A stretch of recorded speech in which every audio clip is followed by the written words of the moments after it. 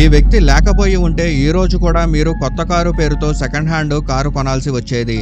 అవును, మారుతి 800 రాకముందు ఇండియాలో కార్స్ ని ఫ్యాక్టరీ నుంచి షోరూమ్ కి తీసుకెళ్లడానికి క్యారియర్ ట్రక్స్ ఉండేవి కావు.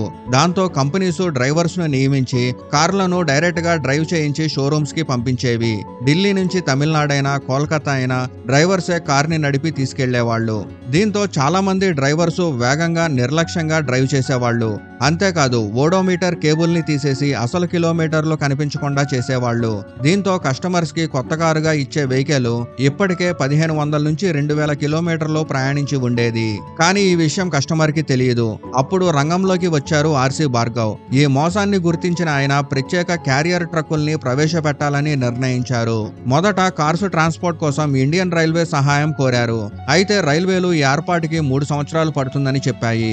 దాంతో ఆయన అమెరికా నుంచి ఒక ఇంజనీర్ ను పిలిపించి ఒకేసారి 8 కార్స్ ని తీసుకెళ్లగల ప్రత్యేక క్యారియర్ ట్రైలర్ ను డిజైన్ చేశారు. ఈ విషయం తెలిసిన తర్వాత డ్రైవర్స్ యూనియన్లు వ్యతిరేకించిన ఆయన వెనక్కి తగ్గలేదు. ఆయన పట్టుదల వల్లే ఈ రోజు ఫ్యాక్టరీస్ నుంచి డైరెక్ట్ గా క్యారియర్ ట్రక్కుల్లో వచ్చిన నిజమైన కొత్త కార్ని మనం కొనగలుగుతున్నాం.